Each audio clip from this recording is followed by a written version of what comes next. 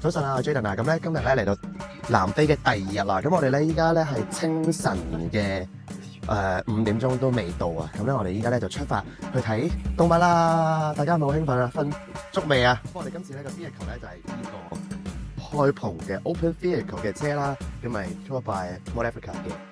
好啦，上車我哋揀邊行咩？揀中間冇咁等，中間冇咁等。